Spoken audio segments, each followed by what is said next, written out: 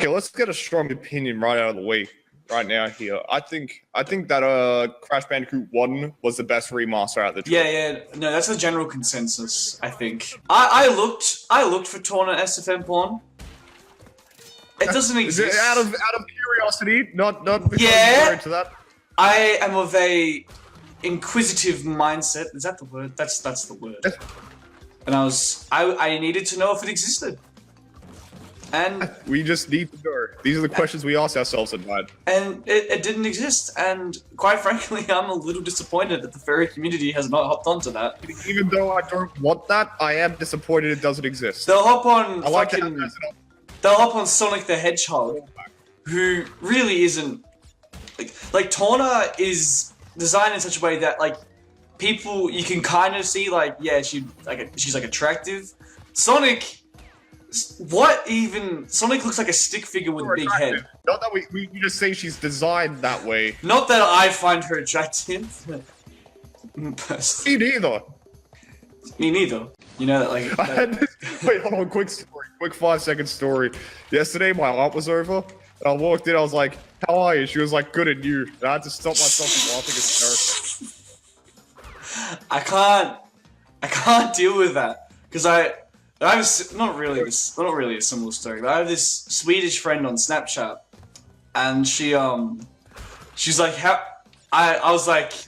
she's like, "How are you?" I'm like, "Haha, good, and you?" Like, haha, get it. But then, because she struggles to understand English because it's obviously not her first language, she responded with "good and you," and I fucking it's dumb. I did the whole. I was laughing at that silently because I was exhaling my smoke.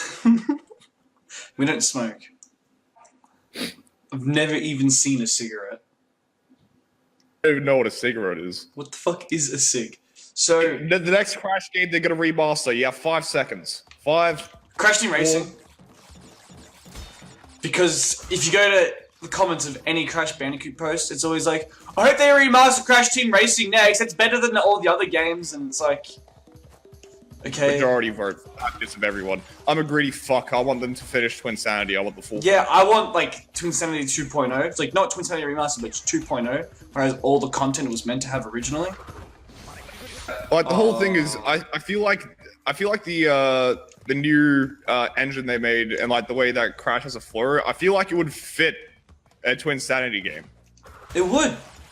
Have you? Because like Twin Sanity, like if you play it now, it actually feels pretty fucking weird. If you played it prior. I was about to bring that out. Like I bring that up because I remember when I first got my hands on this remaster. I told you I'm like, try playing Twin Sanity after the remaster. It has a really weird vibe to it. Like not even just like the overall gameplay, but in the overall feel about like just playing the game. Like I don't know. It's hard to explain. Like the atmosphere somehow feels shifted. The balance is shifted. Don't just leave me in silence. Straight up. And also nostalgia. Like those of us who don't know Sam and I babies. They don't know my name. So like. They don't know who I am. Yeah, well, but don't you get stopped? Didn't you say like you get stopped in the streets of Melbourne and people go, "Oh, you Brash kid"? People have done that once or twice, yes. And if you're watching this, you four-eyed fuck, I will kill you. Never do that again. I was waiting for that to happen after I made the wall headbutt meme.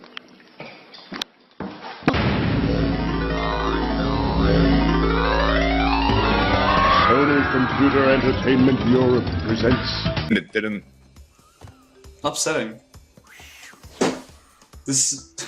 Quite frankly, I'm disappointed and my day is ruined. Keep the conversation rolling. Well, we're on something. We were on to something before. Yeah. So, tell us about your high school escapades. About Before that, let me tell you about my primary school escapades. I like to draw in my spare time. I used to do drawings of Crash Bandicoot. When I was 10 years old, I Google image Crash Bandicoot drawings, found DeviantArt. I'm gonna search up Sam the Bandicoot after this stream. Samuel the Hedgehog. No! Hey, everyone, did you know that's... I'm not gonna do that. You're gonna do something worse to me. What? Yeah. I found a YouTube channel called Samuel the Hedgehog. I sent it to all my friends and said, "This is Sam's first YouTube channel." Did you actually? Yeah, you got so fucking mad, as anyone would. Yeah, well, I don't remember that shit, but fuck you, man. That's dumb. Piss off any of your friends, just look up their names and then the hedgehog on Google Images. So yeah, say they they drew did it. this. Yeah. I'm Nicola, I'm the fucking funny man. Funny guy. Hey, what a funny guy, your friends. So yeah, the story of high school. Okay, so What the I'm a cool kid No, you're not. who did drugs. You got picked on in high school. I was like an in-betweener. Like I got picked on by girls mainly. Like my main source of getting picked on, other than that I could avoid confrontation because like okay wait real talk though, real talk like BSA, if we're gonna talk about toxic masculinity, toxic femininity exists too. If you went to high school and you like complain about guys, but you ever went up to a boy and pretended he was your boyfriend in front of your friends for amusement, I hope you find your dog poison in the driveway. Like, This is not a place of social politics. This is a meme I know, page. but I remember that last night, and it kept me up for all of 2 minutes. And Oh, so this is a good time to tell you about the story yesterday that I was going to tell you, and I'm like, haha, you can wait till tomorrow morning. So,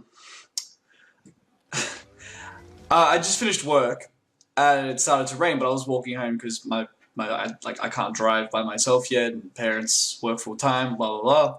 So I'm like walking, and this guy I was working with, he comes up, and he's like, hey man, do you want to lift some of the way home? I'm like, yeah, sure. So I hop in the car and he's like, do you mind if I smoke? And I'm like, yeah, go ahead. He pulls out a no-filter rollie. it's And something else. he starts smoking it. And I'm like, I'm expecting him to open the window. He doesn't. He drives me half the way home, smoking a no-filtered cigarette. And he drops me off on the side, and he's like, are you sure? He's like, you want me to open? I can open a window. I'm like, no, it's fine. It's okay. Because I don't smoke anymore, not cigarettes. Like, I always say that. But You say that 3 times a year, Sam. everyone says it 3 times a year. But, like, I legitimately have been staying off the back year. Well, here's a cool weed story. Yeah, dude! Drugs, man. Bud. You know it. Hey, drugs. Anyways. So before I found myself, I was a confused kid in high school who used to just like just not really pay attention to any classes. Like my neighbor says I'm an indigo child, which basically means I'm a lazy, self-entitled fuck who's creative. So wow. things like math. Fucking the story is before a math class once with Riley. Which we're gonna call him R from now on, because R sounds cool. It's just gonna sound like I don't know where I'm going with the story and going So what happened was there was this one like public toilet near the school, and this was like I think late 2016 or something. So like I had a low tolerance at this point, and I was just like feeling a little bit shitty. So before math class, I snuck out, went there, sunk like 6 cards, and then just went to math class. It showed up like 10 minutes late. I sat next to Riley. It's like I don't mean to sound like this is the only way I can describe it, despite how gay it sounds. It sounds like, you know, when people talk about DMT and breakthroughs, there was like a level of like being like too fucked where I was like, oh no man, I'm too high, but like I was just so gone that I was like vibing it. So like Riley automatically knows what's going on. It's like Nick, and I was like, I'm a bit gone right now, but I'm vibing it. It's all good. I'm not panicking. It was like, okay, cool. So I'm like, okay, all I need to do is just not draw attention to myself and just like sit in class. And Which you're very bad at, by the way. Just listen to dope smoke in my sleep and just sit through this 40-minute class. Of all the classes, this is the one where my math teacher really got frustrated by me not doing anything. So what happens is, about after, I don't know, like 20 minutes or something, there's this equation on the board, and he sees that, like, I've only done, like, 1 in my notebook, and I'm just, like, spacing out.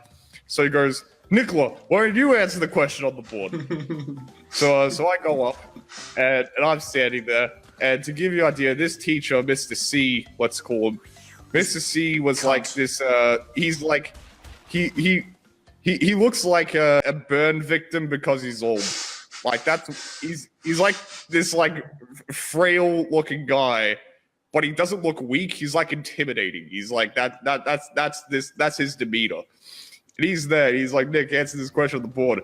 I was like, I was just like, I was so peaceful. And I was just like, you know, Mr. C, I don't know it. And he was like, I want you to answer it anyway. I was like, oh, I can try. He's like, okay, so what do you do? I was like, I don't know, but if I had to guess, you get this number and do this. I did something that's like logical for someone who doesn't know math, but of course it was still the wrong answer. And I haven't seen his face while I'm talking out loud and commentating how I'm figuring this out.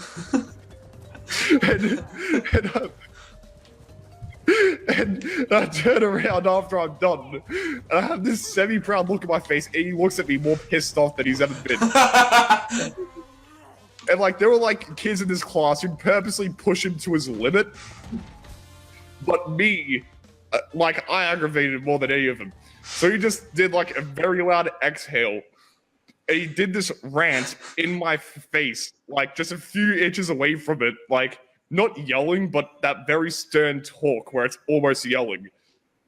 And he's like, you're in this math class, and you can leave it to next year if you want, but for now, you have to learn, okay? Because something. He was like calling me like lazy and everything, and he was like, you know, shitting on me. And like the class actually like wasn't laughing at me. They felt sorry for me. But I was just like, like I said, I was just fine, but I was fine. He was just yelling in my fucking face for like 2 minutes straight. And he asked me something after, and I was like, okay, and I sat down. But literally, I was so tempted to say, "Heard, Mr. C." Like, I had to hold back saying that. I just went back and sat down. And R turns to me, he's like, Nick, fuck it, you're okay? And I had a revelation. I just turned to R and I say, has to have the smallest dick, I'm telling you. Your breakthrough story was that you thought your teacher had a small dick because he shattered your face for 2 minutes in front of your math class. Back then, I was like an anxious little shit who was easily intimidated. But I just like took like this, like, being like absolutely fucking blazing class and having to do an equation I don't know, being yelled at for 2 minutes the entire time. I had a calm, sedated smile on my face. Ready, Spike, good. He's speaking Croatian to his dog right now. Croatian. Welcome back, Nick. Talk about the game groups. I don't really have any major like problems with teachers while being under the influence at school. But there was this one teacher who caught on to my bullshit. We called him Hawko. But basically, Hawko was a gay cunt. I was sitting in my media class, which he didn't even teach, by the way.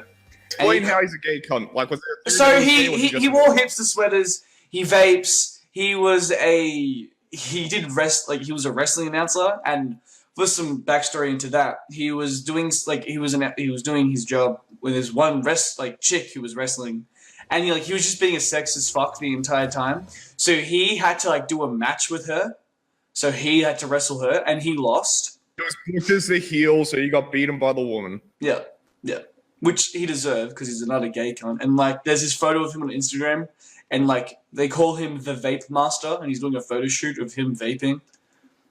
Which I did where he says, "Didn't see you there" or something like that. Oh, okay. So this other teacher, who I'm not going to name out of respect for his privacy and just because he was an all-around good cunt, we have this great video.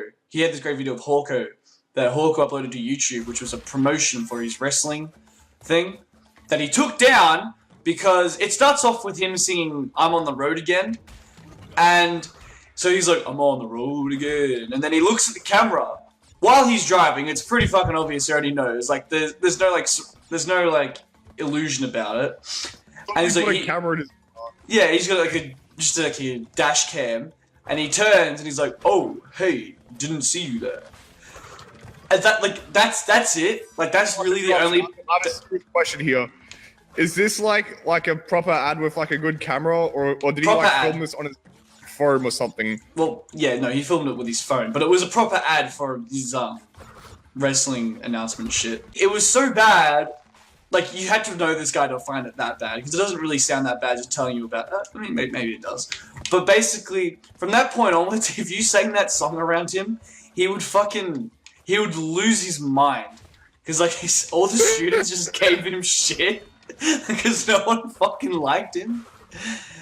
And so, like if you sang it, he would just like he would kick you out. Anyways, before I even had him as a teacher, I had to I was sent to do like a detention. As soon as I see him, like I'm walking in the door and I see him there, and I notice like the immediate I pretend like I was singing it on my way to the detention. I walk in, I'm like, I'm on the road again. And he looks at me, and I'm getting out my things, and he starts walking towards me, and I look up at him. I'm like, oh, hey, sir, didn't see you there. he fucking shouts at me, and he's like, get outside! I'm like, oh, shit, alright. I'm standing out there for like pretty much the whole of my detention. He sends everyone else away. And when he comes out to talk to me, he's like, you're not funny, you're not original, get your things and go away. And I was like, yeah, alright. What are you? No, you. That was I thought that was the last I'd ever hear of Holko. I was wrong. I had him as a teacher next year, the following year. He taught my IT class because I am such an epic computer nerd. Pretty much that entire year, I would just rock up to his classes high off my head because, well, I didn't really fucking do anything. And consistently every day, I'd walk in and he'd be like, hey Sam, you gonna do work or are you just gonna sit in the corner high again? I'm like, I'm just gonna sit here. It was Friday morning. It was a bit chilly out. We're getting near the end of the year, so teachers are dressing up in their Christmas apparel. Fair enough. I'm sitting in the class doing my usual, and he walks in, and he's wearing what looks to be a homemade knit sweater, which is just the most putrid thing ever. And I have no like sense of shame or like self-preservation or whatever. Like if I were to get in trouble for something, I wouldn't cross my mind. So he walks in, and I'm like, sir, that has to be the gayest cunt sweater I've ever seen. And he immediately steps back with, are you high again, Samuel? And my media teacher, who he must have been like, teachers must have been discussing it behind my back, surely. Like, because no teacher would just like pick up on a student being off their head and then not say anything to other teachers. Yeah, they were kind of chill about it. Like, no one really, whatever. They didn't really bring it up. But they must have been talking about it because my media teacher immediately is like, she like gasped, like, oh! And like the whole class laughed because fucking everyone knew. They didn't really hide it. There was no point. Everyone was either on something. Like if they weren't high at school, they were on pingers on the weekends. And there was just like these fuck Snapchats. It's like they couldn't make a big deal about it because they'd just be singling you out of like all the other, yeah. If I were to get in trouble, they'd have to get the whole school in trouble. That's my story. Now tell us about your embarrassments with women, Nicole. Well, he's a success story. In my school, I went to the private school in Melton. I won't name the school, but so basically, we all got iPads in like late year 8. So people put funny stuff on their lock screens, and they put the funny I had a genius. Mine's better. I had a genius idea. So this is like a Catholic school, right? So even though this was obviously me taking the piss, they couldn't really speak up about it and tell me to change it. So I got my like lock screen on my iPad to be just like giant bold writing that says "Virginity rocks." Because it does.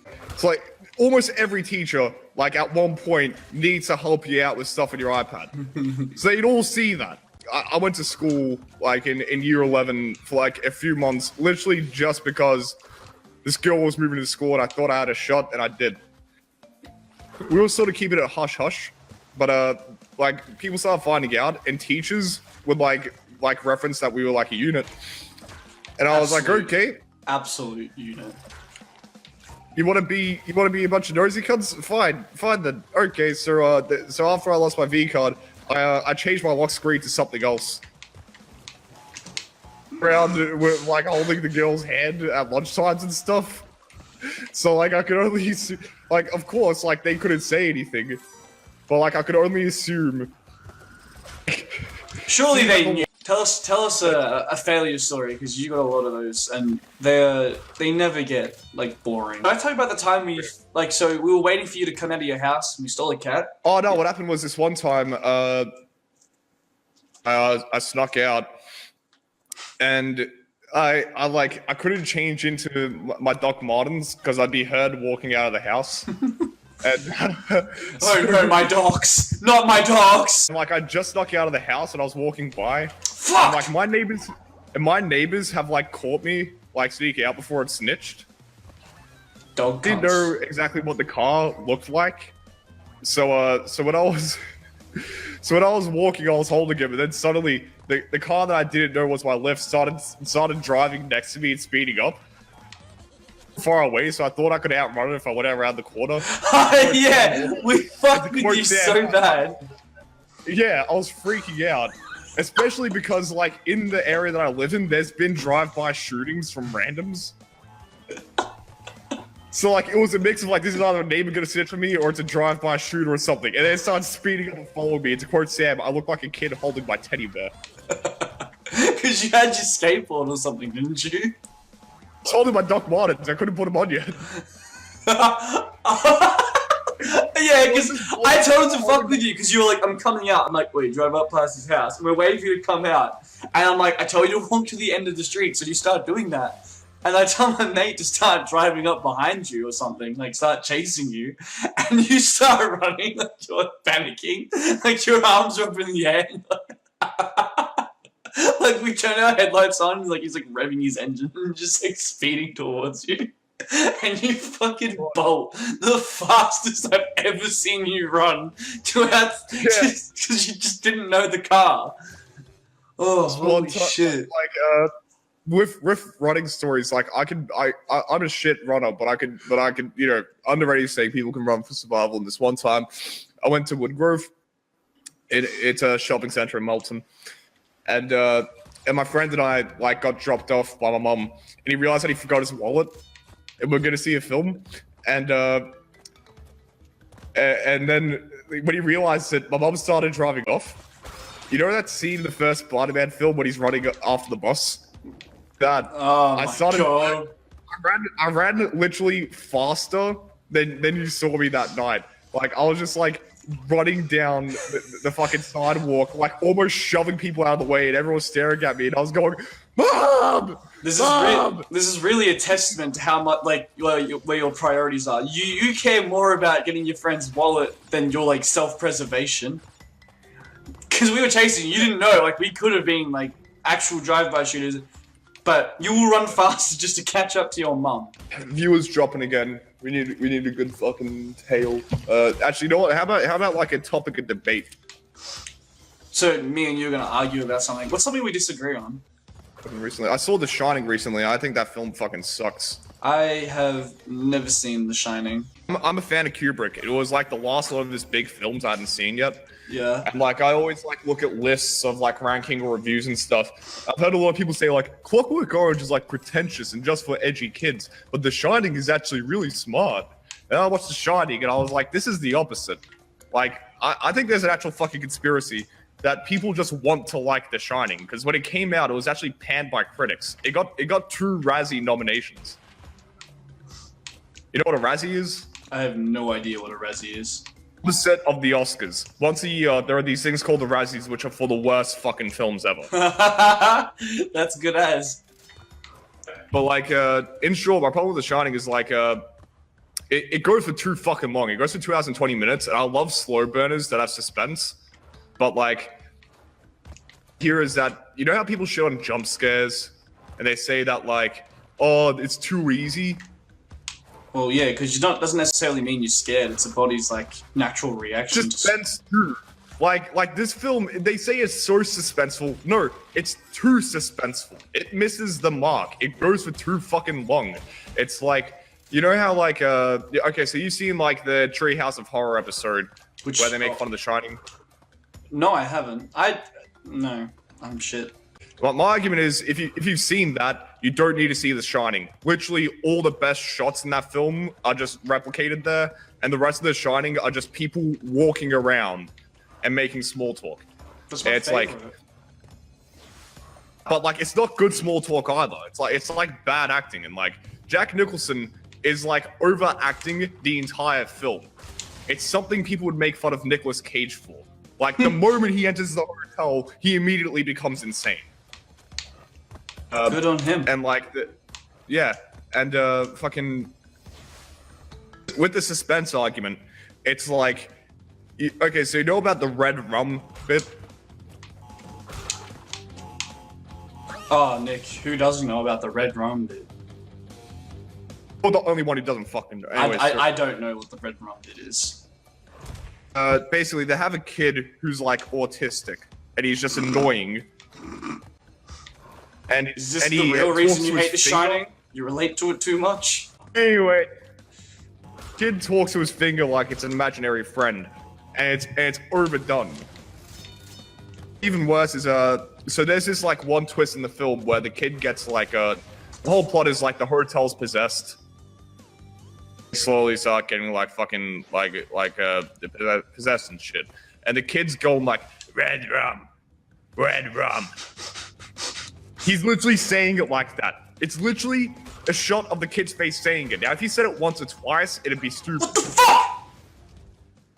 If he said it a few times. If he said it a few times, that'd be suspenseful because it's jarring. It's like, wow, the kid keeps saying it. This shot goes for like, I think, longer than 2 minutes of just the kid fucking saying red rum. And then it becomes annoying. Maybe he's asking for a drink, man. Wait, so like, Maybe the man just wants a drink. the entire fucking film, for the rest of the film, the kid keeps going red rum. There's like 4 scenes, which could have been 1, where like the mom is like, "Are you okay?" And the kid's going red rum. I'm possessed. I'm not. I mean, her child is autistic. And then like, and so the bit you know for The Shining, you know when he comes in with the axe and he's like, "Here's Shotty," and he axes the door. Yeah. Kid writes red rum on the door, and then in the mirror, the wife sees it, and it's murder backwards. Okay, That's kind of creepy, actually. If I saw that, I would be in suspense. It's creepy in that moment. It's creepy in that moment only, and like it has no replay value because once you know that twist, it isn't scary anymore. It's like, it's fucking. I like how it's like, okay, thinking about like that plot, that how they. Think about the suspense. The second part of the suspense is the ironic thing is people like say like. When people talk about how shitty jump scares are, they go like, "You need to watch a suspenseful film like The Shining." Every single time, like that's the one time suspense builds up to something that's actually creepy. The rest of it is literally jump scares. That's scary. They're jarring for like 1 second, and then you're like, "Oh, okay." And it's just pretentious too. Like I love how eccentric Stanley Kubrick is and the weird shit he does in his films. There's this one shot though where when the wife's running away, she looks at her room, and there's a literal guy in a bear suit that has a butt flap open sucking off a bartender. What? Like if someone made a parody of Stanley Kubrick films and how pretentious they are and put that shot in it, everyone would be like, Kubrick fans would be laughing at it. But they see it in this film and they feel like it means something. It doesn't. And like there's just because it's open to interpretation, that still means it has to be interpretable. Watch that fucking film. Is that not interpretable? can- Dude's just getting some head. Like, you can watch Clockwork Orange, ways to interpret it, and like different messages about like humanity. With We're The gonna Shining- refer to Clockwork Orange as its true name, Clockwork Wampa. That's a Crash Nitro Car reference.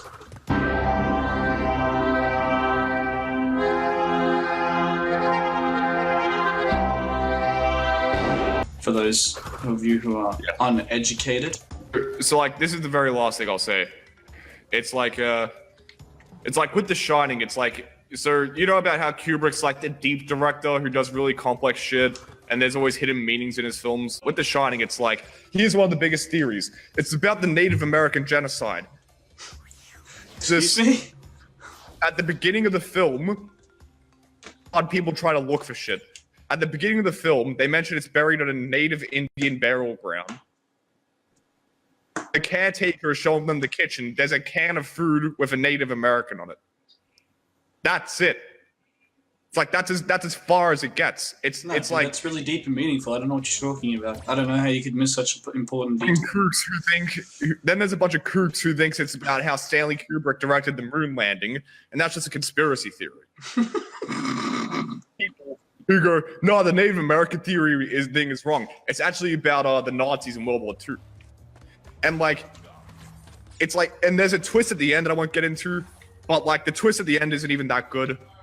It's like, I thought about it for 1 minute, and then after that, it's like, okay, well, the rest of this is just my fucking imagination, and there's only like 2 ways to interpret it. It's a waste of time. The Shining. Have a film, or like, and the reason why like I'm so pissed off by it, like, The Shining is an okay film, actually. It's not like a terrible film, but it's like, I love like suspenseful, atmospheric shit. I listen to Burzum, so like I love winter and shit. The Shining should be up my fucking alley, and it's like it's the one time I've seen a film like this, and not only did I not like it, but I thought it was objectively not good. My depth perception is really bad. Any like music or like films or anything like that where like you're the one person who's like left out and you feel like you should? Mostly Kendrick Lamar. I don't like his work. Like, and that's like, who cares about Kendrick Lamar? I mean, fucking everyone apparently, but like, it's not worth discussing in a way. Like, it's not that important. It's not that interesting. Yeah, everyone's like talking like a cup of tea. Everyone's talking about how like To Pimp a Butterfly is one of the best works of modern hip hop ever, and I'm like, I mean, Kendrick's average at best, in my opinion. There's this one video There's this one video that I still have to like finish writing, which I'm really done with. Death Grips albums portrayed by John Tron moments.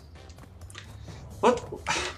I have a controversial opinion about Death Grips, and it's not that I dislike it. It's this. You see a lot of people online who think they're like intellectuals, like who fucking listen to Death Grips and act like they're fucking really musically smart because they listen to Death Grips.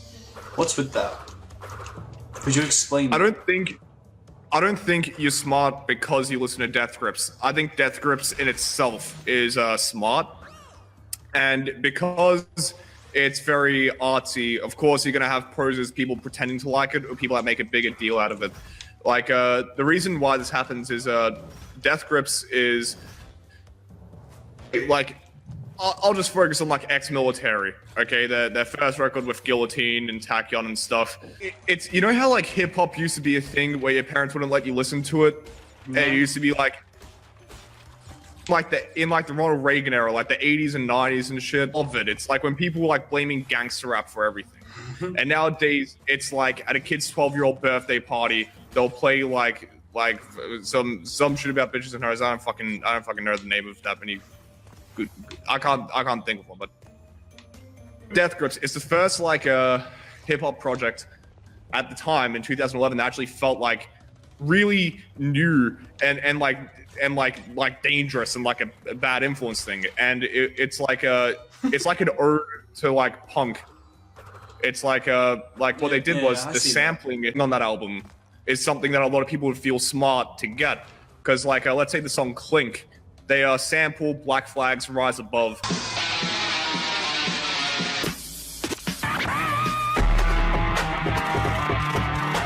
That's something that I get, but when other people get this part, they feel like they're fucking geniuses. They are, bro, trust. Anyone who listens to Death Grips is super smart. What the fuck is wrong with me? I don't miss jumps! Like, you know that song, Beware? Oh, yeah. Carl's intro where he's like, I don't want to take my time going to work. I got women's sleeping bags. What else will go work for? You know, that one. So that entire thing is like a compilation of samples. You got Jane's Addiction being sampled. And then you got some really, really underground like reggae song that no one fucking knew, where it's like, beware, God is watching you. And those things mix together very well. And they do that. And it's like... Sorry, And, I'm just... like I'm very distraught. Like, so like the answer to that question is they have very deep laid, complex music. They're great at sampling, and each album is like a new project. Like they do different concepts with it. So it's hard to be like, so like when you catch on to all that, at first you feel really, really clever, but the truth is you found all this out because they sampled something that you knew. Then you Googled their other samples and found out. Talking about it makes you feel like an intellectual. I am an So it's a intellectual. power trip for some users. I mean, I don't mind death grips. Like they got absolute fucking bangers like Tachyon and Get Got. So that's all good. Yeah, I think you'd like The Fear. It's from Year of the Snitch. I haven't listened to Year of the Snitch yet. I think you'd actually like that album compared to their other stuff. Yeah, what kind of style does it have? They released like singles before they put out the album, and all of them sounded like it was from a different genre. Then when they release the album, it all blends together perfectly. That's And actually it's cool. so the whole thing is like instead of like sampling, they just put like a lot of weird shit together. But for some songs, it sounds accessible. But it's like the way the hooks would work and the catchiness of it, like that's the part of it that's accessible. But like the instrumentation, that's like weird about it. Okay, do you like anything like let's say perhaps like music like we're talking about now, but like you hate the fucking scene of fans that like it? There's a lot of things like that. Especially with me, because I'm like I'm not a hipster, but I'm very like I don't know how to describe it, but if I like something and then a bunch of people like catch on to said thing and then they start liking it, I will then stop liking it purely because of that reason. Your thing. You like it being an individual thing. Yeah. And then when it becomes something like that for a group, you can't enjoy that they're all doing it because you only see it as a group.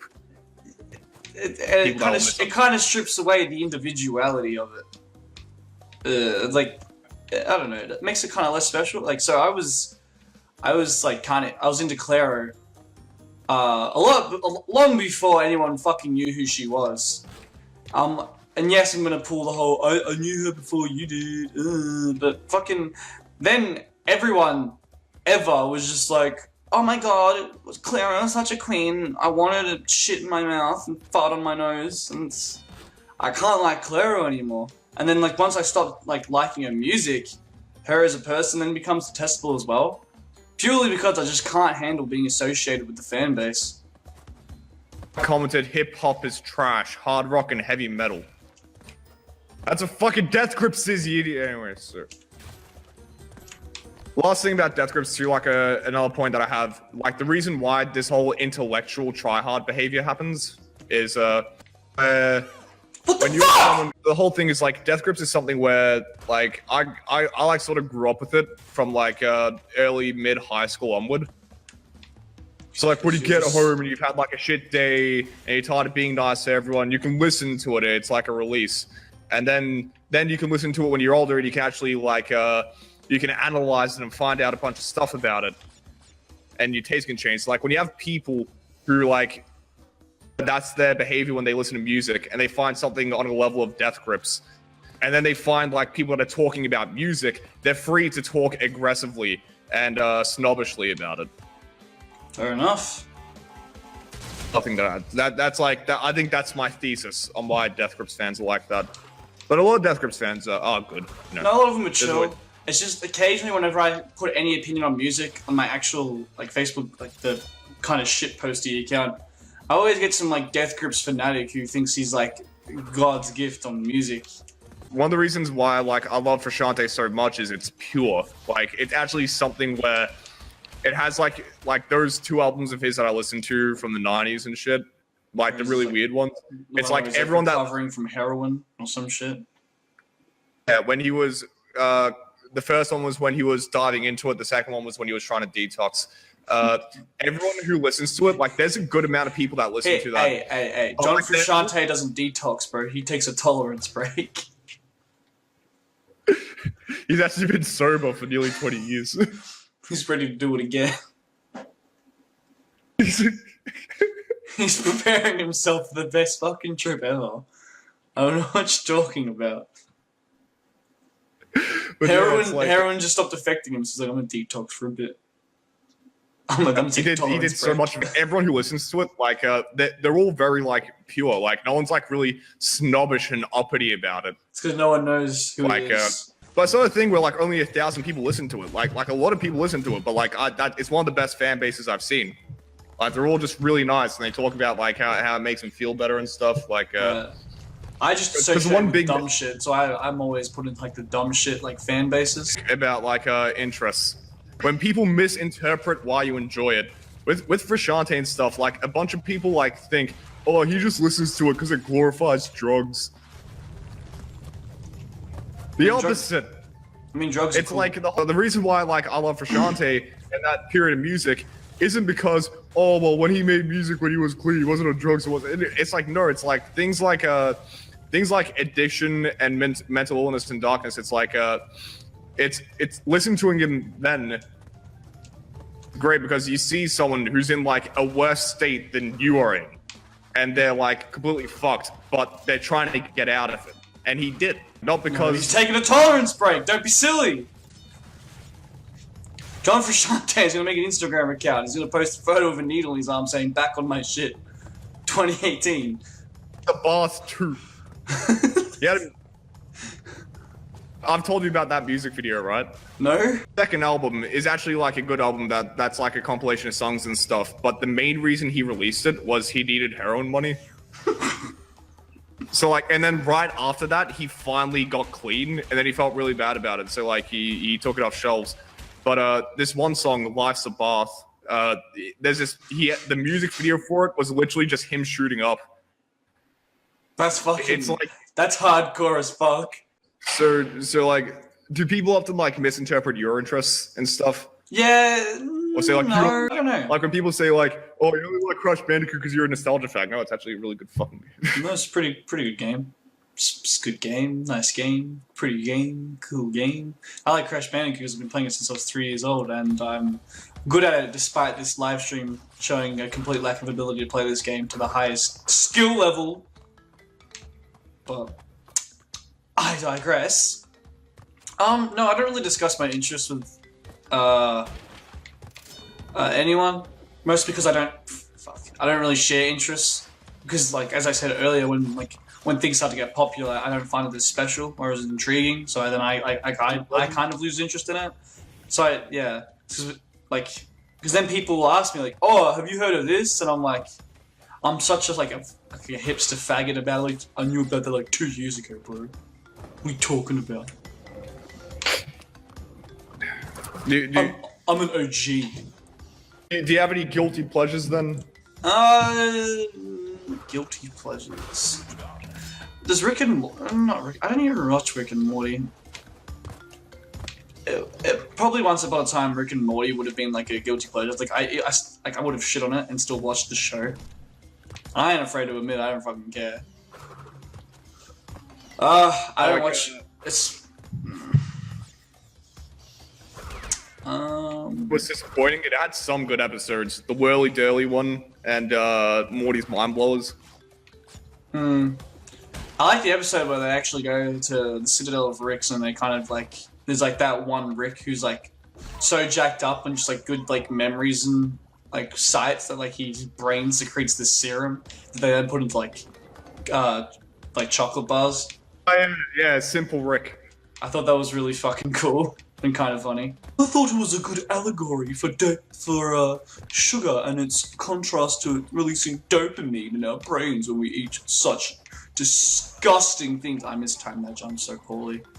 I fixed a lot of things about myself, but I still fucking hate ordering from Subway. It's not that bad. Why do people complain about ordering from Subway? I've always had good experiences. I was like, okay, this one time when I was like, fuck, did I tell this story in a different stream? I don't remember, but this one time I went to Subway when I was about like 14 or 15. No! Like I was just skating around Melton and stopped at Subway. It was like I was the only one in the shop because like this was like near some like petrol station, so not many people go to the subway. And there's this one girl working there, and I asked for the type of cheese. I think it was Swiss Yuck! cheese. Yuck! And she put on fucking mozzarella. Okay, well then you'd be like, hey, I didn't want that like, cheese. But you said mozzarella. And I was like, no, I said Swiss. Okay, I can change it if you want, but he said mozzarella. And she was making a big deal out of it. And I was like, look, I'm pretty sure that I said I wanted Swiss cheese on instead of mozzarella. Like, if I'm wrong, like okay, but like, it was the most nerve-wracking fucking shit. And like, fuck girl, man. Seriously. This is where you need to take the attitude of disrespecting all fast food workers like everyone else seems to do. So that they don't speak back.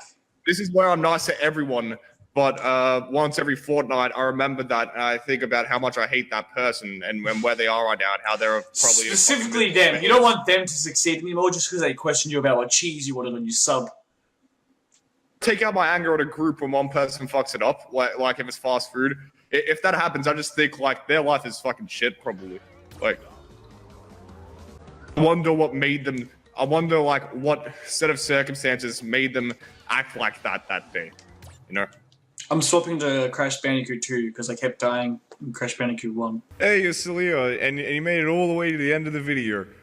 Unless you watched a few minutes and skipped here, like when you started reading a book when you were a kid, but you get impatient, so you just go to the last page. I don't think anyone does that with YouTube videos, though. Speaking of pages, bigger thank you. Nice segue. Bigger thank you if you saw this linked on the page and you help support the YouTube channel instead of commenting that I'm a fucking sellout. About that, we're using Facebook as a bit of a platform to get the YouTube thing going, but the page is still a priority. We got other admins dedicated on there. I myself am still dedicated, still adding video memes to the page. I don't even the main admin Sam is. I'm just someone writing his fucking tail curts. So this is the first video of the first season of Brash Candicoot. I'm gonna be going through the other streams of N Sane Trilogy we did.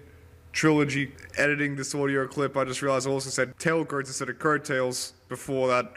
It is 4 a.m. right now. Some other ones from last year I forgot to edit, and you can expect all that with some top 5s or reviews sometime this month. And by that I mean all of that within this month. I'm declaring this so I have some motivation to do it. It'd be good. I made sure to work on the scripts and formats for the reviews in top 5 for like over a year, so it's not going to be like when most people start. You know how it is. You know how it be.